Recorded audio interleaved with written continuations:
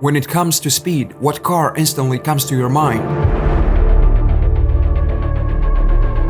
If the answer is Bugatti, you're absolutely right. In fact, Bugatti could be considered a synonym for power, speed, and exclusivity. What started as a young boy's desire to chase his dream and design cars, decades later turned out to be one of the most recognizable luxury car brands in the world. Ettore Bugatti is remembered as one of the best engineers of his time. However, life never went easy for Bugatti, and his story is a roller coaster of events. From winning multiple car races to facing bankruptcy and being forced to sell his company, the history of Bugatti is full of ups and downs, so buckle up, we're going on a journey through Bugatti's impressive history. Ettore Bugatti was born in 1881 in Milan, Italy, into a family of artists. His father, Carlo Bugatti, was internationally recognized for his skills in designing furniture and jewelry, and his grandfather, Giovanni Bugatti, was a well-known architect and sculptor. The future designer spent his entire childhood in Milan, along with his younger brother, Rembrandt, who followed in his grandfather's footsteps and became a sculptor of animal statues. Ettore, on the other hand, was different in that, despite his lack of artistic talent, he had a strong interest and passion for engineering. Because there was no one in his surroundings who could have taught him, he was forced to learn it on his own. However, it was his father who first realized his potential when he saw how easily Ettore repaired a broken tricycle right in front of him. So he encouraged Ettore to try to master his talent. In 1899, he convinced him to begin an apprenticeship at the factory Prinetti and Stucci, which produced tricycles and sewing machines. His father's instincts proved to be correct. In only 1 year, at 18 years old, Ettore created his first motorized tricycle, and even competed in a race from Paris to Bordeaux. During that time, Ettore discovered the world of engines, learning how they worked and discovering what they could do. So after a while, he created his first car design, which didn't receive much success but still attracted some investors' attention. And in 1901, he presented the Type 2, equipped with a 4-cylinder engine, at the Milan International Exhibition. The new model proved to be a huge success. It received a gold medal and grabbed the attention of many industrialists. One of them, Baron de Dietrich, invited Bugatti to design a car to complete the range of trucks and buses, but his company was already building. In order to work for de Dietrich, he had to move from Milan to Niederbronn, Germany. His knowledge grew through practice and experience, and in just a few years, Ettore grew to become the technical director of de Dietrich company. At that time, he was not only building automobiles, but also designing racing cars. In 1903, he built his second car, which participated in the Paris-Madrid race. However, as it always happens with brilliant ideas, his design was rejected by the mechanics of the time, because they believed placing both the engine and the driver so low was wrong. They were convinced that the current design was the correct one, since everyone else was using it. Ettore, on the other hand, calculated that designing the car in this way would improve its overall performance, because the car's center of gravity would be lower, allowing it to move faster and have better aerodynamics. But no one would pay attention to him. Nobody could have predicted that some years later, Ettore's design would become the standard way of designing a racing car. Ettore kept on building cars, the Type 3, Type 4 and Type 5 during his time at de Dietrich. All of them were equipped with 4-cylinder engines with overhead valves. He tried to improve each part of the car, with every new model being better than the last. However, in 1904, de Dietrich decided to abandon automobile production, forcing Ettore to leave the company and begin working for Emil Mattes, a friend he made during his time there, who was about to start his own automobile company.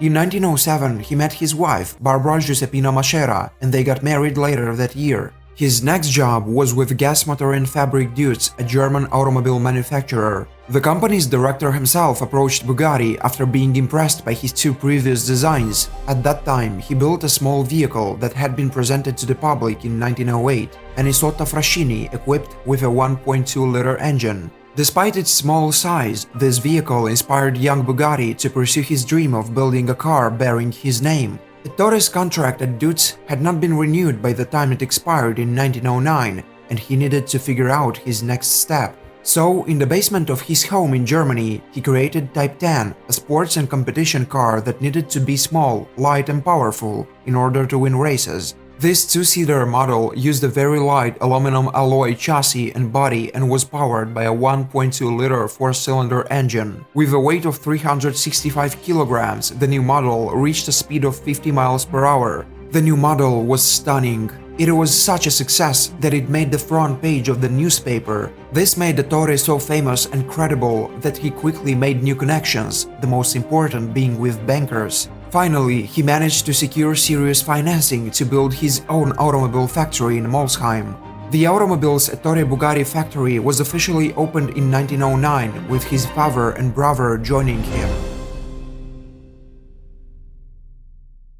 Buying a car at the time was extremely expensive, and establishing a good reputation in that field took half a life. So Ettore, being sharp enough, understood that he had to convince the audience that his cars were the best. His marketing strategy was to create automobiles that would be fast enough to win the most races. That way, his name would be everywhere and his reputation would grow faster than anyone else's.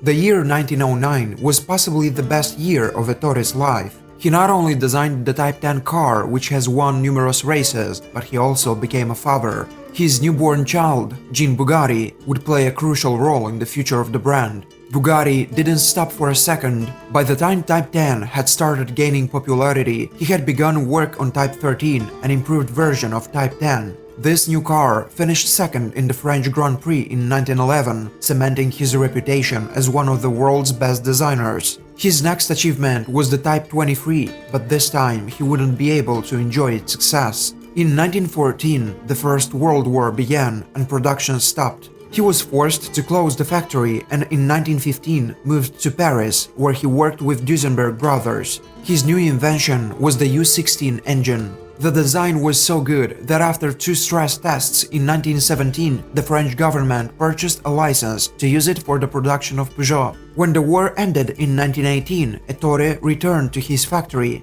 He created a new Type 13 with the U16 engine, and the result was phenomenal. In 1920, he won the Le Mans race, and in 1921, he won the Brescia race. In 1924, he created the Type 35, the Racing King. The Type 35 was the most successful car ever built, starting with the Grand Prix in Lyon. Bugatti had approximately 400 race victories by 1925. These machines could not end up losing a race. Bugatti was always ahead of everyone, leaving the competitors in the dust. In 1926, Ettore and his son Jean started getting involved in the luxury car business. And because Bugatti's passion for automobiles didn't stop at racing, he designed the longest and most luxurious car of his time, the Type 41 Bugatti Royale. And since it was the most luxurious car, Ettore decided to only sell it to people of high society, such as kings and aristocrats, because if everyone had it, it wouldn't be as luxurious. In 1929, the Great Depression began in the USA and drastically affected the whole world.